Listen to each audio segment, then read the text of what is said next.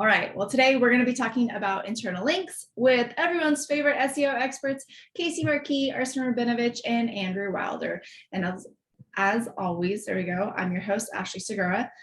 We're going to do a Q&A at the end. Chat, since it's being funky, ask questions at any time, drop them into the Q&A box. If you're not sure where it is, it's at the bottom of your Zoom box. If you hover over it, you'll see a button that says Q&A. Go ahead and press that and drop your questions in there. Okay, so it's all about internal links today. We're going to go through beginning stages of internal links to some really technical stuff. But Andrew, can you first start us off by describing what internal links even are? Sure. Internal links are really simply links from one URL or one page on your site to another page on your site. So we call them internal because they're all staying inside your own domain, and as opposed to an external domain where you're linking out to a different website. That's basically it. Yes, and different from external. So Arsen, why is internal linking an important SEO strategy to begin with? Like how does it factor into optimizing content, and why is it important? Right. So internal linking, not just for SEO strategy, internal linking is important for your users. So there's two ways to look at this. It's important to the users because it helps users discover other content on your site, content that's closely related to the topic that you're covering on this post.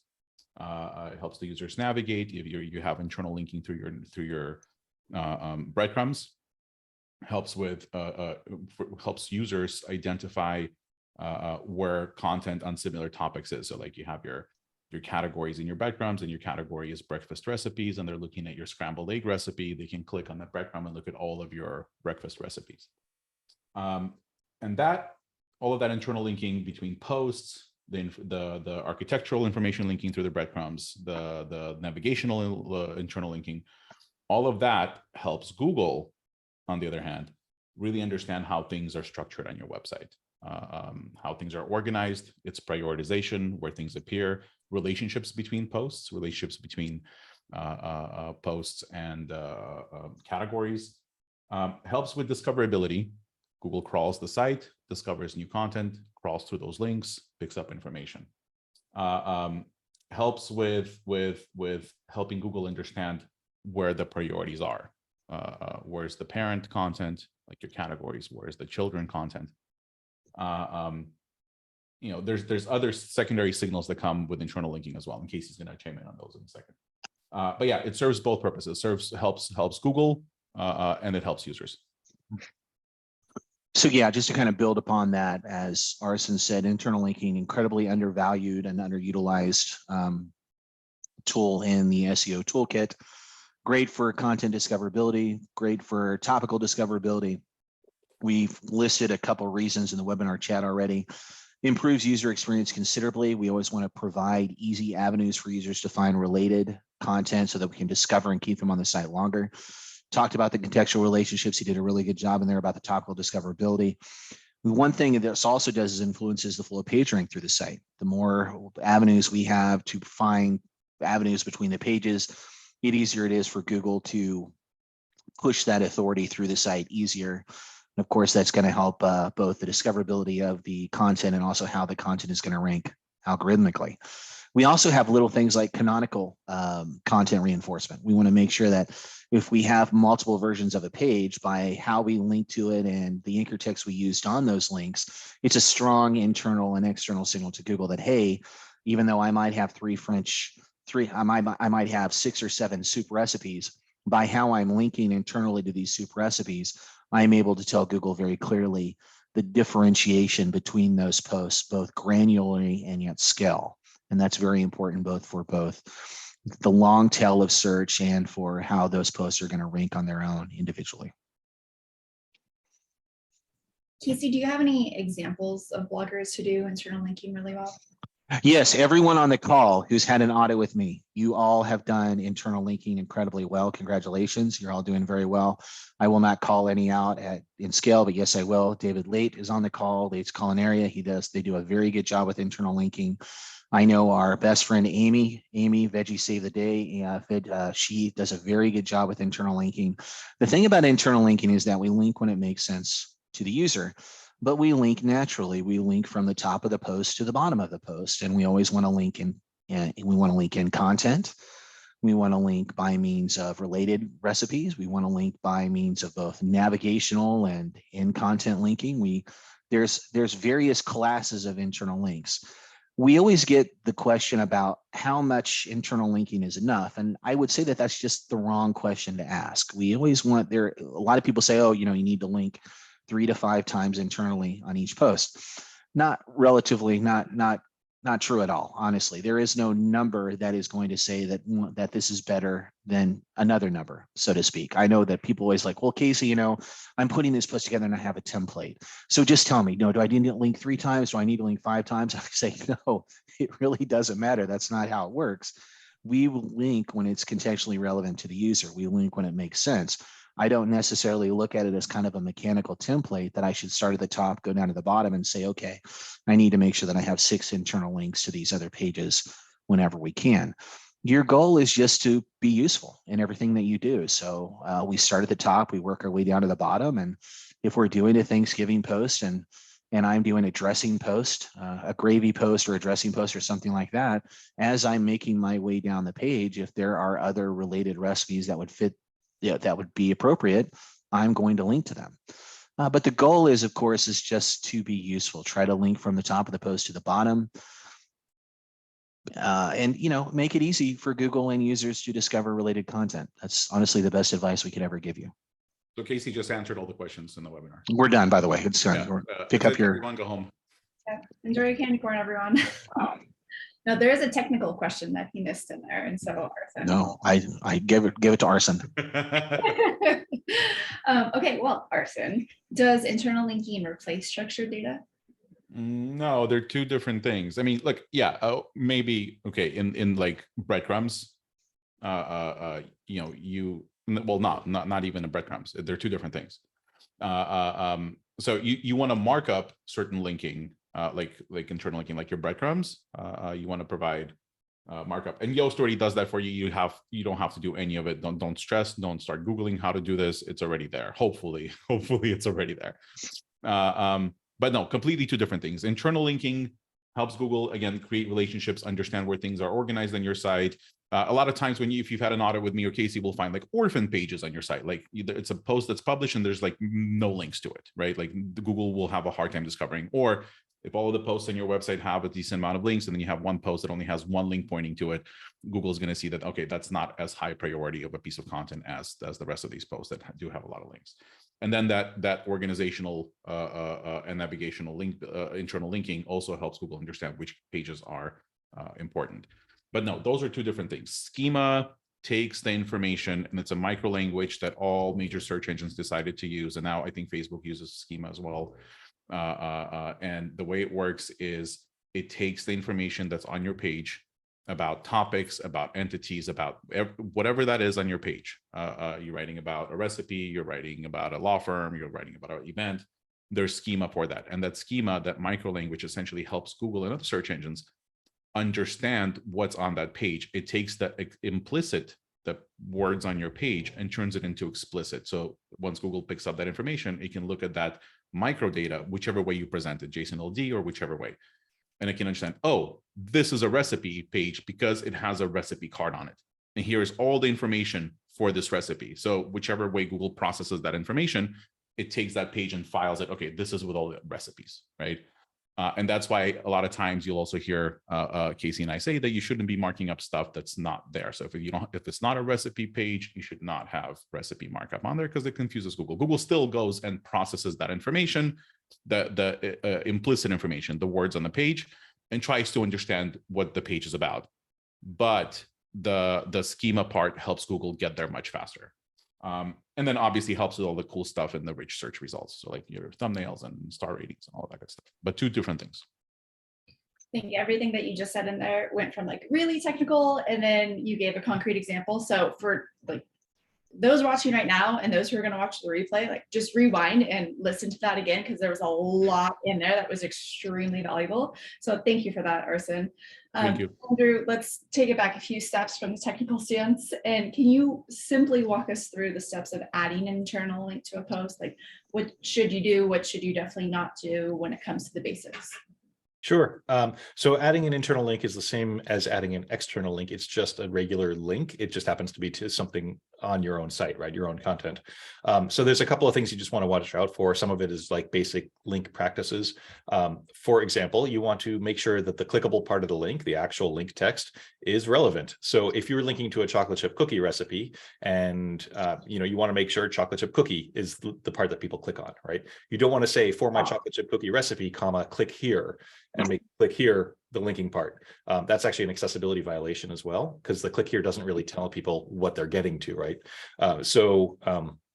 And the search engines use that. The linkable text, or the part that's clickable, has extra weight. Google's looking around the text. They understand context now, but it's still, if that's the link, that's the most important thing. But that's also just a user first metric. The other thing I want to mention is when you do internal links, don't open them in a new tab or a new window. That's a really bad user experience. There's very few exceptions to that. But if you're linking from one post on your site to another, don't open a new tab. The only place you might have an exception is like in a checkout flow where you have to open up the terms of service. You'd want to open that in a new tab so you don't interrupt the checkout flow and people lose their place. So like it's got to be a very specific reason to open a new tab. And if you're not careful, like people end up with like 15 tabs, and on mobile, that's a nightmare to try. Like you can't find anything. You can't use the back button if you're in a new tab, right? So people lose their place easily. So if that's your one takeaway, like from anything I say today, don't open internal links in new tabs. I should say it again, maybe. Also, when you're creating the URL, I recommend you don't type it in manually. I think it's best to actually open whatever article you want to link to, open that in a new tab while you're working, and copy and paste the full URL and paste that in for the link. That helps avoid you making a typo by accident. We see issues sometimes where people leave off the last trailing slash, and that causes some confusion with canonical tags. Also, if you don't put if you do a relative link where you do just the / and the slug without your domain name, that will work. But if you ever change your domain or need to do something there, it makes the search and replace more tricky. So I just recommend doing the full canonical URL, whatever that official URL is for whatever you're linking to, use that. And then I think if you can link to sub content. So like if you're linking to another post, a section of a post, and you've got what are called anchor links, like the same way a table of contents will link you down to the middle of the post, you can link to that. So the link will have the URL, and then it'll have the # and then whatever the anchor link is. So if you go to your other post, click the table of contents, the URL will update and you can paste that in. So that way you can actually link to the exact spot you want somebody to get to on the next page. Did that cover all the internal linking things? Yes, I actually want to dive into one of the things that you said, user violation. Hearing the words violations like big red flags. So does that mean penalty, Google penalty, or how do you? For like click here?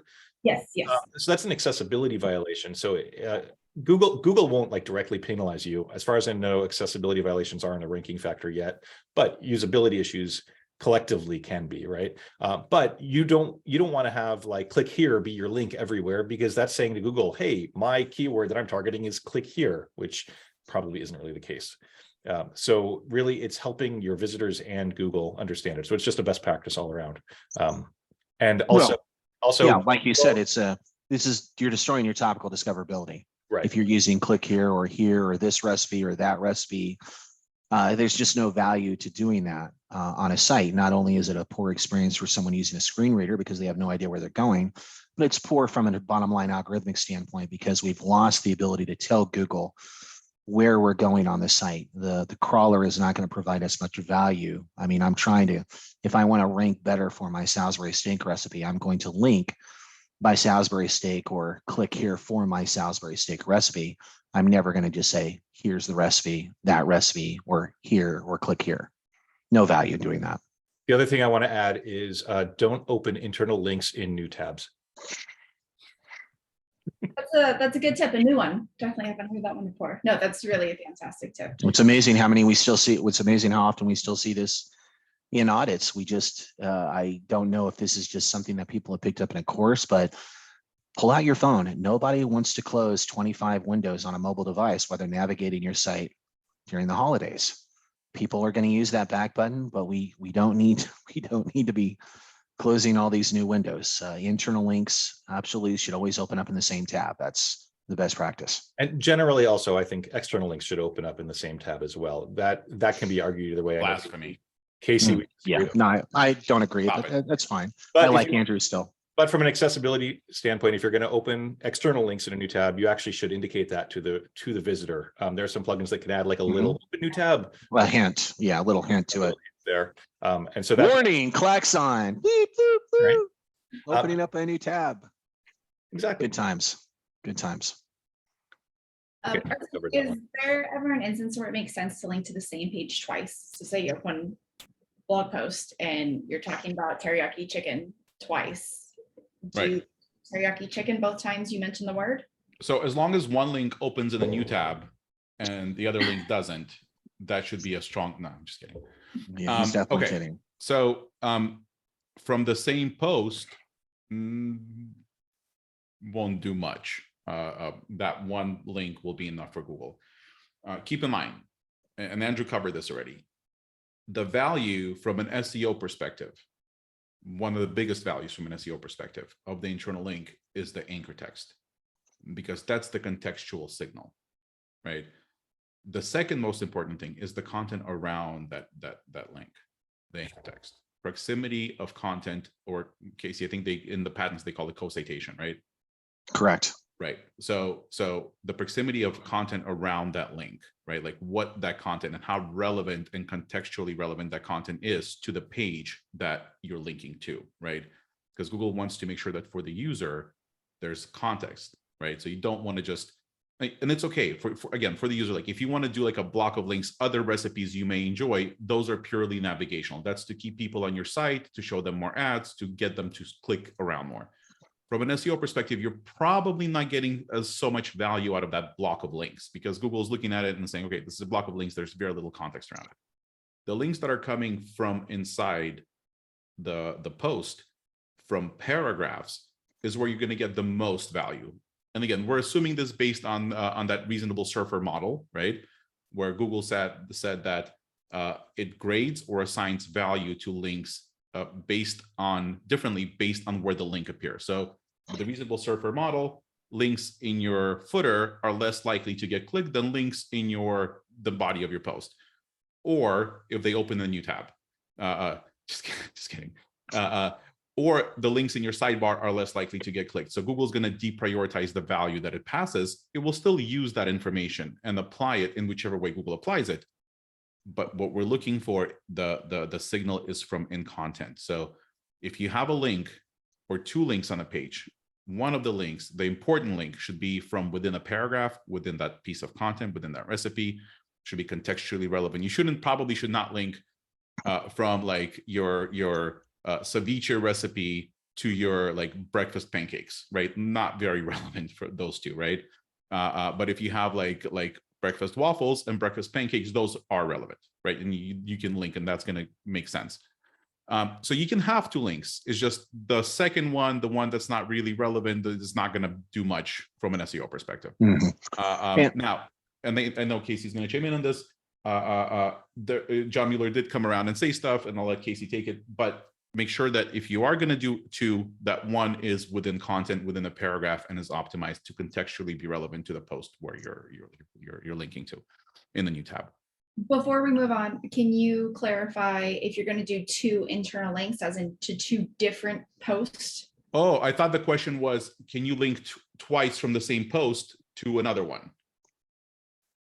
Can you link to the same post within the Yeah, post? absolutely. From different posts on your site, link as many times. Okay. Right. As long as it makes sense, as long as it contextually makes sense. So again, if you're linking from recipes or posts that are relevant to the post that you're linking to, yes, it makes sense to do it as many times. Keep in mind, diversifying that anchor text is going to be your best friend, right? You do want to focus on your primary keyword, the title of the post, but diversifying does help. We've done this plenty of times. We still do this for our blog growth clients. We provide recommendations for internal linking every time we do page level recommendations. It's one of the strongest signals. right? Because it helps Google, it contextualizes the page, right? The anchor text is what this page is about. So yeah, from different posts, yeah, from one post. So you want to link from your teriyaki chicken to your teriyaki beef twice from teriyaki chicken, make sure that one of them is an optimized link. It's not in a block of other recipes you may like. Yeah, and I think that is just a confusing question there, because the question can be read, as you said, Ashley, whether it's okay to link to the same page more than once. Obviously it is. We want to link whenever we can, when it's relevant to the user. And that's why we always track internal links whenever possible. There is no optimal number for that. When we do an internal linking analysis, if we find that some pages don't have any links, those are your orphan pages. That's clearly a problem. But we wouldn't say, okay, every page on the site needs 3 links from every other page. That's just not how it works. We link when it makes sense. Now, that being said, let's say we're on one page and we have 3 links to the same page. We have 3 internal links to another page. How does Google handle that? What if we vary the anchor text? What if they're all the same? Well, in that case, Google says a link is a link. They count them all.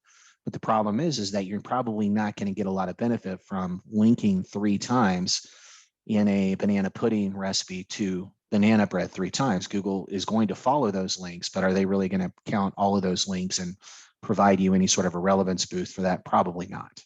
We tend to find that they consolidate those signals down, if at all. Now, one of the things we've been seeing a lot in audits lately is an abuse of the use of the Tasty Links plugin. So I want to very briefly talk about that. The Tasty Links plugin is one where you buy it, you add specific affiliate links tied to keywords, and it will literally go through the post and link every instance of that affiliate link in a post. So you can imagine how annoying it is to have 15 examples of colander or some cooking utensil all linked on the same page and 3 times in the same paragraph. Please, for those of you on the call using Tasty Links, and I probably about 30% of you are, understand that you have to go back after you publish the post and remove those excessive links. You cannot leave the default. It is never a good idea to publish a post with 20 or 30 in-content affiliate links, and those are split between 3 or 4 anchor texts. It's very unnatural. It's a very poor experience for users. That's where we're getting into some of the external link stuff we're going to talk about in a little bit. There is no penalty for having too many affiliate links. Google said that many times, but it just looks bad. And it's a very poor experience for users. So please, you are not ever going to make enough income to overcome spamming Tasty Links in your post. So please dial that back. I do want to just really quickly.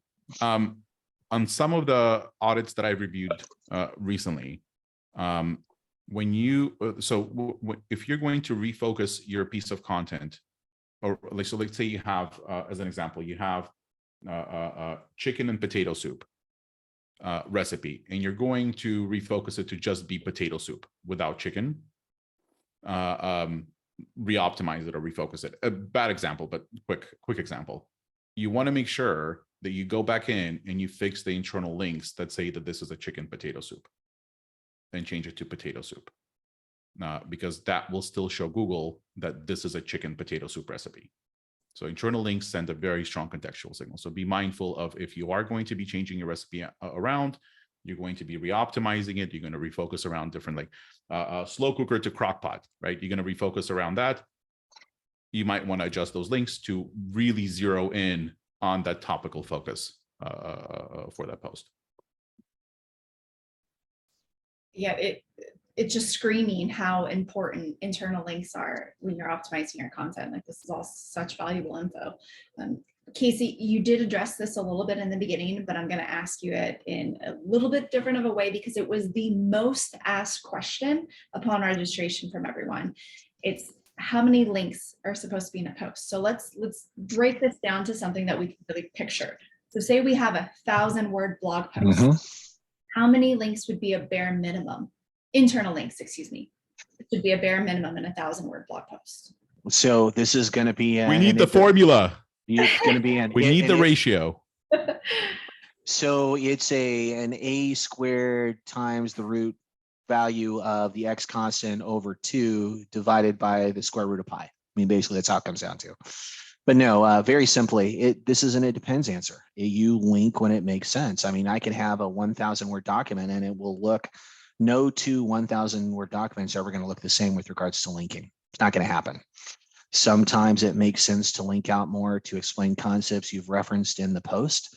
Sometimes it makes sense to link internally to some supporting evidence to provide more relevance to whatever concepts or information you're presenting in the post. Usually, it used to be in the good old days, they would say you should have one link for every 150 words on a page. That kind of stuff is kind of just outdated. It's kind of nonsense. It's just like we just had someone ask a question here about how something like is it true? I was told that 3 internal links is equal to 1 external link. And I was like, I don't know where you read that, but that's not how it works. There is no such thing. There is no math or crazy math that allows you to make those makes you those determinations. Those are just guesses. Google has come out in many cases and said they don't even know what links they use for their algorithmic calculations. They don't know. And they certainly can't tell you the strength of an internal link versus an external link, except in the most general of terms, and it would never be a ratio like a 3-to-1 or something like that. So whenever whenever you hear stuff like that on the call, I would immediately kind of just raise your left eye a little bit and realize that if it sounds like nonsense, it probably is. The goal with your internal linking is always to be useful. If that means that you link a little bit towards the top because you're providing a lot of information, great. I publish a lot of information. I've been publishing some articles on search engine land, and I find that I tend to link more at the beginning of the article because it's necessary to define concepts and to lay groundwork for the other concepts that I'm going to be presenting later in the article. And sometimes that's very common in a recipe. If I have techniques or something that I'm referencing at the top of the post, or related recipes that go with the theme of the recipe that I'm currently writing, I might have more links in the top 1/3 of the page. And then I might have less links as I go down to the post until after I've got through this step by step. And then as we get into the expert tips and the Q&As, that's when I might find reason or opportunity to link internally or externally again. So please understand that there is no such thing as an optimal formula here. There is no, hey, this is the secret sauce. You link when it makes sense. If you're looking at a post and it looks like too much, it's probably too much. If I'm looking at a post and I notice, gosh, I just got all the way down to your related recipes post and I only saw one in content link, that would probably stand out to me. And I would go back up and say, okay, are there any other opportunities here where I can link internally to provide more topical discoverability for this post and also maybe define a concept or link to something that's related? But this is unfortunately an it depends question. No two 1,000 word articles are ever going to have the same amount of links, nor should they. We link when it makes sense. We don't say, okay, I need to make sure that I have 3 internal links and 5 external links in every post. That's just nonsense. That's not how it works. We link when it makes sense to our users, and we link out when we can provide a contextual relationship or provide more information to provide a better experience for our users. That's it. I think that's probably one of the most frustrating things about Mhm. SEO is there aren't formulas and there's so many it depends scenarios, and it's just specific to your brand or to that query. But thanks for still trying to break that down, Casey. Arsen, say a post is it's ranking well, and you just watched this webinar and you're like, oh, I hardly have any internal links on it, and I just published a recipe that would be great to link to, but it's already ranking really well. Is it okay to go back to a post that's ranking well and add a link to it or add 2 links to it that are relevant and make sense? Right. As far as content. So, in my opinion, I don't think that this is a big deal as long as it makes sense. You're not changing anything on that post. You're not changing the headings. You're not changing the titles. You're not touching anything there that's going to change the focus around the topic and the keywords that post is already benefiting from. At the same time, if it's making you money, don't touch it, kind of a thing, right? Like, I'm sure there's another post that you can find on your site that's relevant that you can get a link from. Having said that, there are plugins that help you with that. There are different ways of doing this. I like to use the old school method, and I teach this to my coaching clients that I do coaching on how to do this stuff. This is how I teach my team internally when we're doing PLRs, and that's to use the site colon, and I'm going to show you here, yourwebsite.com, and then keyword, right? So if you put this into Chrome or into Google, site colon, then yourwebsite.com, and let's say you wrote a post about potato soup, and you want to find other posts on your site, other recipes on your site that are relevant to potato soup. So I would put in site colon yourwebsite.com and then the word potato, right? And it's going to use Google's search results to show you which posts on your site are relevant to the word potato. And it's already going to organize it for you, from what we understand, in the matter of at the top, the most relevant to that topic to the least relevant. And that's how you kind of identify the best possibilities for internal linking, right?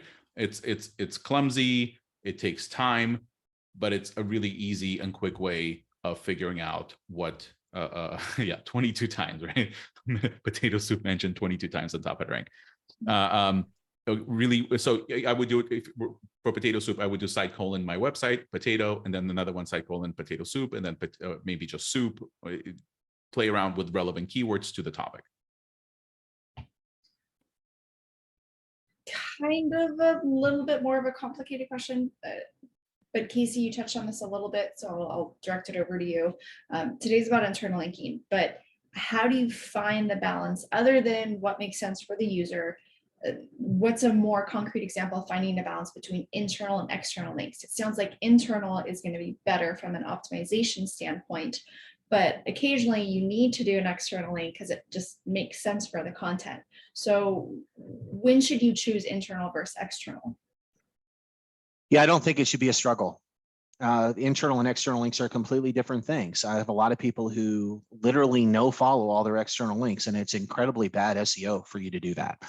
Not only does it provide a black hole in the link graph, but it also makes it very strange to crawlers as to why you're not linking out to relevant information, or why you, for some reason, are no following links to NASA or government agencies or other bloggers. When you use no follow, understand that the reason that no follow came up initially was because it was a way for you to show trust.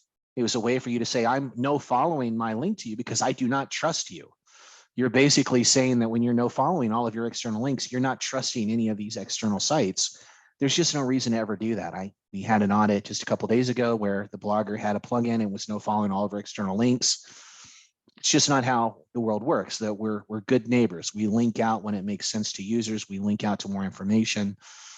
It's also a topical discoverability issue. We definitely, it's anecdotal, absolutely, but we've removed the no follow, the blanket no follow from sites, and clearly seen improved benefits.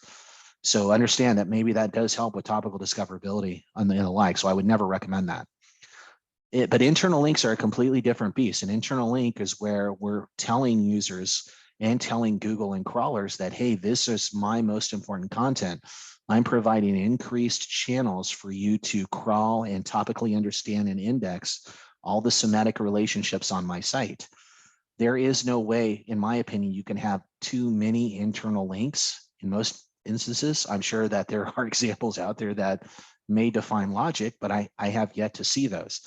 We just want to link when it makes sense, but you also have to understand that links have to be useful.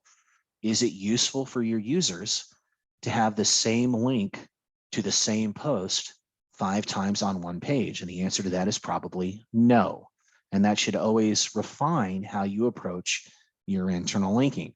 So if you take a course or you hear some guru say, I want you to make sure that you're linking to this recipe on every page, or you always want to make sure that you have this many links per every 100 words, that's the kind of nonsense that's probably not going to provide you any long-term benefit. Okay. It's not dynamic enough. It's not natural enough. It's not relevant to the viewing or the content choices that are on that page itself. So, we link when it makes sense, and we don't necessarily try to link to a number. It's usually for the best there. Perfect. So linking always when it's best for users and when it actually describes a user flow. That makes sense. Andrew, for everyone that's watching, they're probably going to be like, okay, I need to go figure out how many internal links I have and how many I need to add and what's happening with my content there.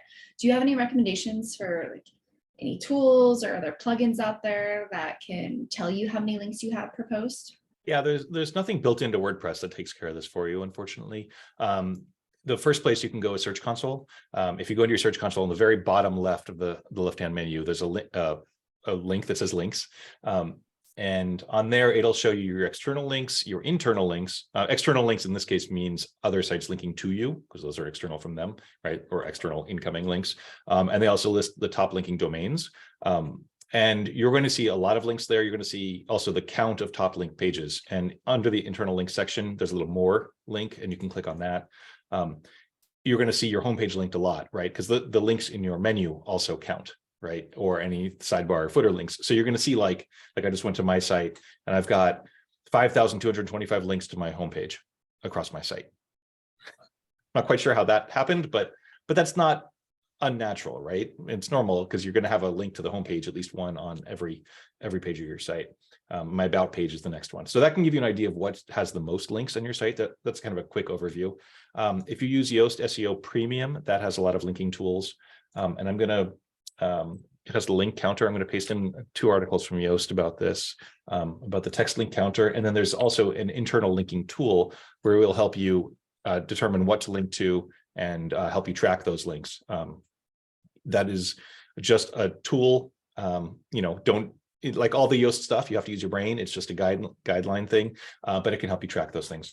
There are a few other tools like SEMrush, Link Whisperer, Ahrefs or Sitebulb or Deep Crawl. There's also Clarity, which is brought to you from the. I was going to mention Clarity, right? Clarity does a good job. Yep, Clarity. It's Clarity with an I, like Claritin without an N, I guess. I think it's clarity.com. Let me double check. Yep. And this is brought to you from TinyBit, who is the crew behind Tasty Recipes and Food Blogger Pro. It's the same team. That's Barrick's company. So Clarity is a good way for tracking things like that as well. Did I miss any tools in there? You can do, I think and maybe we should include this a few screenshots from the presentation I did at Tastemaker in March of this year. I did step-by-step instructions on how to do this with Screaming Frog. And that kind of, I guess, leads to the next question. So I'll just be quiet. It's okay. Before we go to that one, though, there's definitely some confusion in the chat. And so I want to clarify that now before we move on. Andrew, we got a question for you about the no follow and affiliate links. Can you please clarify the no following affiliate links or sponsoring? Yes. Any link that has some sort of financial relationship or quid pro quo or anything like that, you do want to use no follow or sponsored. Either one is fine. So affiliate links, if you're doing a sponsored post and you're linking out to the sponsor, that should definitely be no follow or sponsored. The whole reason is to say, hey, I'm not trying to game the system, Google. I'm being a good citizen of the internet. I'm not trying to do anything shady here, right? And so that says to Google, okay, you're a legit actor here. You're not trying to game the system. What Casey was saying is you don't want to just indiscriminately no follow all your external links, because that's actually on the other side, being too conservative and not being a good neighbor. You want to link to good stuff, but if you're being paid or there's some other incentive for you to link besides just linking, then that's when you want to use the no follow tag. So I hope that clarifies. Definitely. Thank you for digging into that. Arsen, okay, so what you're about to get into was kind of like auditing your links. Andrew shared tools to do it, but how often should you audit your link profile? So I don't think it's something that bloggers should be really concerned about, like actively concerned about. With anything that we recommend that's outside of your regular processes for publishing and updating content, unless you're noticing declines or there's some sort of a reason for you to go digging, you probably shouldn't. It's not a good use of your time. You can always get in touch with Casey or I, shoot us an email. If there's like something that's like really weird and you can't figure it out, we'll take a look and we'll tell you if we can figure it out, or we'll charge you for an audit or a review. But I wouldn't actively go looking on how to improve my internal linking unless you're either not growing, you're declining in positions, the keywords that you used to rank for are dropping off. It should be a part of your review process, but not like a standalone, right? So we don't necessarily do internal linking audits unless it's a part of like information architecture. So if we're restructuring somebody's categories and somebody's website, we want to make sure that the architecture and topology and the breadcrumb structure and the relationships that we're creating are not going against or are not competing with the signals that internal links are creating for Google, because all of these are signals between. So when you're linking, you're creating a web for Google to crawl and understand different things. So I definitely wouldn't say that you should audit your links X amount of times a year. If you notice that things are not working the way they used to, definitely should be a part of your evaluation, but it should be a broader evaluation. Be just like, you shouldn't just say, this is the links, the problem is the links, right? Or, as you're working through your content, you're updating or creating new content, and you're going through the steps of finding other relevant pages on your website that could be good hosts for that internal link to the other piece of content. You can quickly take a look and see, oh, what else am I linking out to? And that's typically what I do. So with Screaming Frog, and we'll try to include that in the recap, I'll publish the presentation. But you have it's really simple. Screaming Frog lets you crawl 500 pages for free. I think that's more than enough for a majority of the bloggers that are on this call with us. Oh, on this call. You can crawl your site. And then I show you steps on how to see which links are pointing to which page. You got to keep in mind that you have all kinds of links. You have the links that are coming from your sidebar, right? Like a popular post, and those links appear on every page of your site, right? You have links coming from category pages. Those are navigational. What we're looking for is links in content. And I show you in some screenshots on how to do it. And that could be enough for an average recipe publisher to be able to just quickly evaluate the links. And I know Casey mentioned also at that conference, Casey mentioned that there's a plugin that will show you this as well, right? Perfect. Okay, well, we are about to go into Q&A. We just have one more question. So if you haven't put your question into the Q&A box, go ahead and do it now, and we will get to as many as we can. But before we head into Q&A, Casey, I have one last question for you. So say you go through the audit process, or you're taking a look at your internal links, and you have come to the conclusion that you need to add internal links to your content. How much of a priority should it be in terms of all of the other things within SEO to add internal links to your content? That's a good question. And the answer, unfortunately, is a little complicated. We cannot, and if you don't remember anything else, remember this today. We can move mountains with internal linking. Not kidding. There are very few things in the SEO world that provide a bigger bottom line impact and fast than correct and competent internal linking. Larson and I both have had examples where literally all we've done is go in and change internal linking on specific posts, and we've had noticeable traffic improvements. And this is just common for competent SEO work.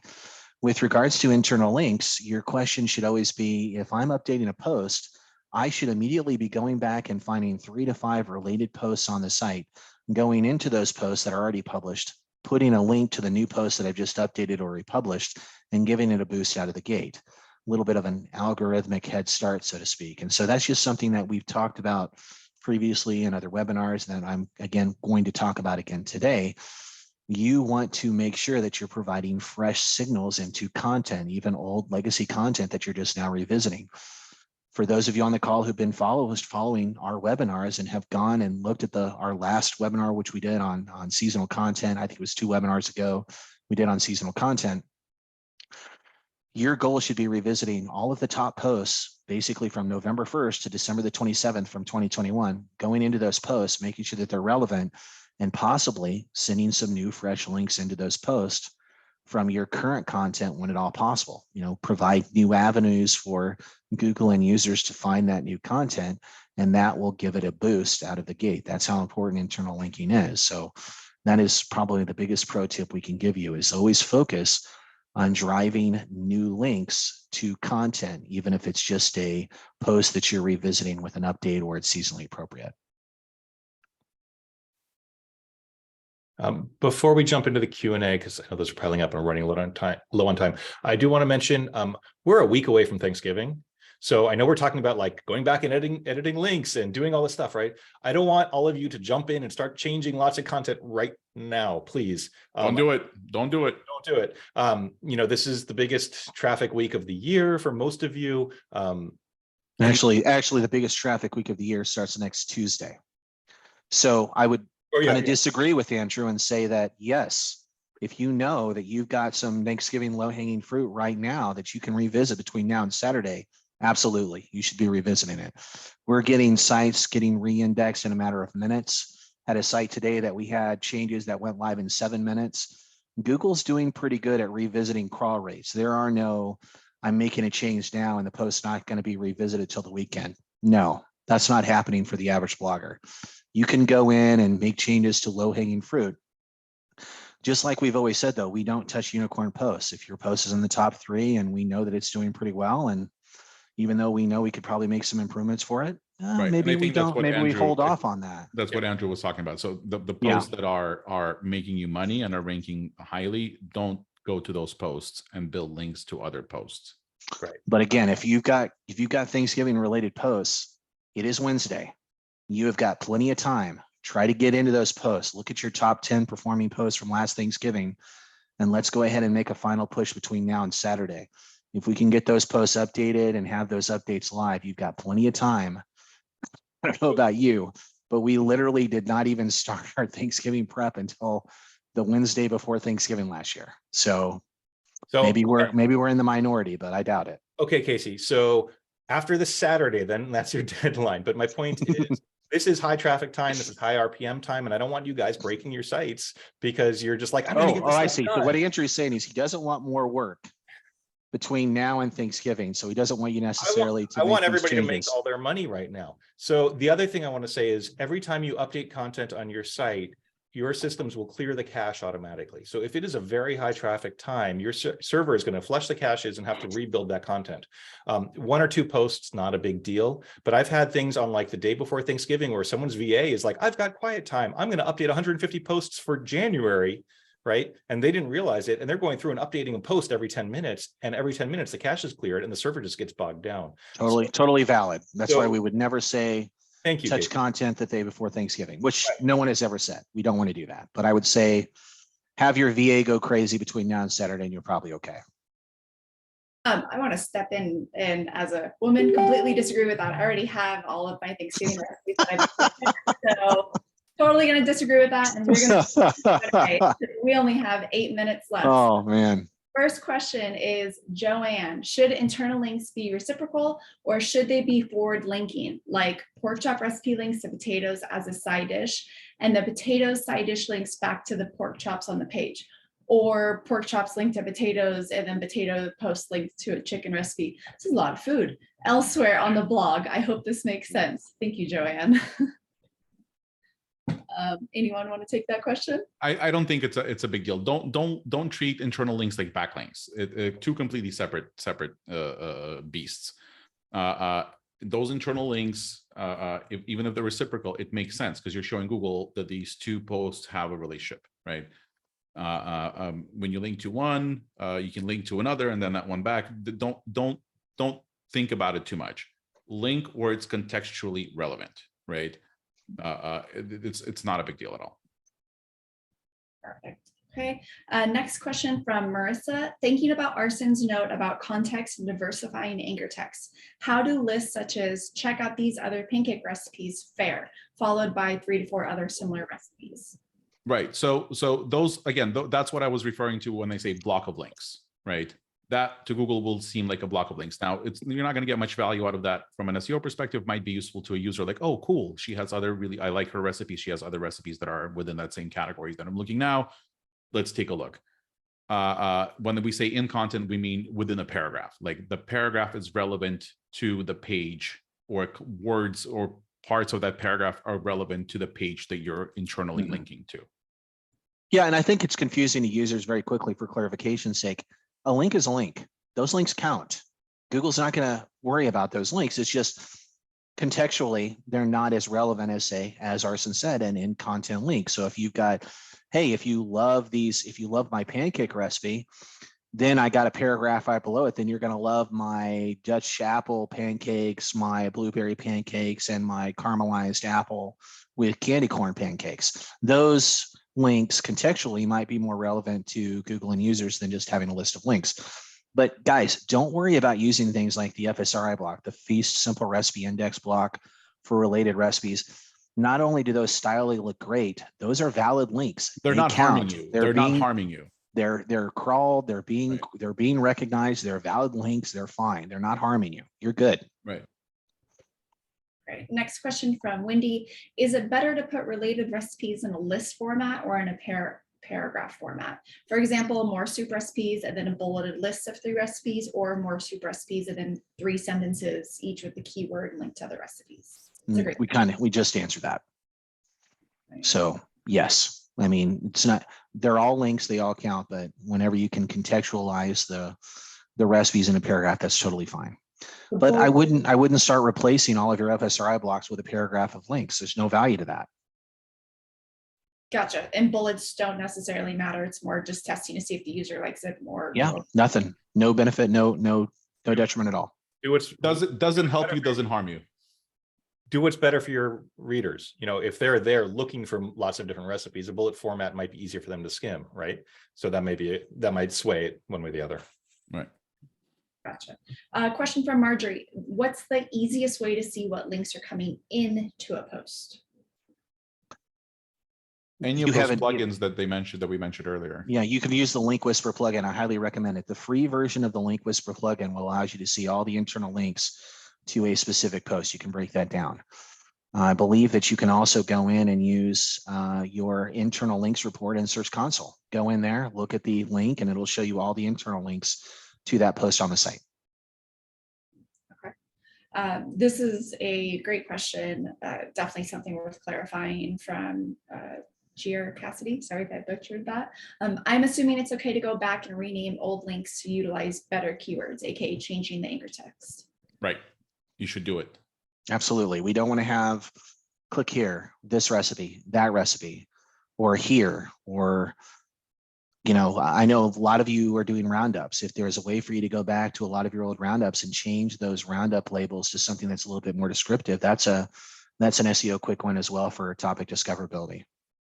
But also, like, look, the whole roundup thing, like you can have a button, click here, which is if the roundup is structured properly, if the post title, the heading is a link to the post, the image is a link to the post, there's alt tags on that image, you can have a third link. You can have that button say click here, because it's just navigational. It's for the user to click to see the post. You're already sending all those signals with all of the others. Yes, Sandra. But it has to be done in a way that doesn't cause an accessibility violation. So like right. that click here would actually have to be hidden from a screen reader, because, you know, if you've got 10 links and they all say click here, click here, click here, it's very easy for someone using the screen reader to not have any context to know what's going on. So if your roundup tool is built properly, and I believe the WP Recipe Maker's roundups do this correctly, it actually hides those from a screen reader. But okay. It's still, you don't ever want to just be typing click here and make that a link. Like, so you want, you know, right. It's like a button, right. That makes sense. Katie just messaged something over to host panelists that I think is definitely worth mentioning. When you're making those changes, to not modify the date if it is a tiny change. Is that something that we agree with? Yes. And that's now built into Feast for all of you on the call that are using the Feast plugin. Skylar introduced intelligent post edits. Right. There was something else that he did, right? There was another update, and I completely he chatted me about it. It's I don't know called if he's here. Yeah, I'm not sure if he is. He can tell you about it, but the one I'm referring to is called intelligent post edits, and basically it just won't update the post date if you do these little small changes like that. Perfect. Our final question before we wrap up is from Katie. Does linking to related content actually help to show the breadth of your expertise on a subject? Great question. If so, and you have tons of related content, does it make sense to add a new category? During the call on categories and tags, you said we're not fans of ingredient categories, but would this be a time for an exception? Amazing question, Katie. Who's taking it? I wasn't listening. I was looking for the Skylar. Where is it on the, It is, of course, I just pressed answered live. So if you go to answer and then scroll to the top, actually not to the top. Where did it go? answered most recent? So Yeah. while they're doing this, so I just posted a link for Skylar's FSRI blog. There's now internal linking based on ingredient, which I think is awesome. Okay. Okay, and I got the question. Oh, there it is, right? Yeah. Does linking to related. By Right. Katie Webster. Does linking to related content actually help to show the breadth of your expertise on a subject? If so, and you have tons of related content, does it make sense to add a new category? Because during the webinar on categories and tags, you said we're not fans of ingredient categories, but would this be a time for exception? I'm raising my hand. Yes. If you have content on the around the specific topic and you have a lot of that content, definitely create a category for it. Topical depth or topical authority, whichever you want to call it. Google does understand that based on how your website is structured. Internal links do help with that if they're properly organized to reinforce that signal. And again, with our information architecture audits, this is what we focus on. We focus on understanding topics that people are actually searching for, and then organizing your content into those topical categories. So your categories should not only be organizational, they should also be queries that support the overall. So like all of my air fryer chicken dinner recipes, right? Here's all of them. And that's also something that people search for. It's a broader query. But we talk about that on our information architecture and categories webinars. Perfect. Well, that wraps us up for today. Thank you everyone for joining us. Next week, we'll be publishing the blog post that has the video replay, all of the links, all the resources mentioned. We'll get that screenshot from Arsen as well. But thank you guys so much for joining us, and we won't see you next week. So have a great Thanksgiving. Happy Thanksgiving, everyone. Be safe out there. Bye.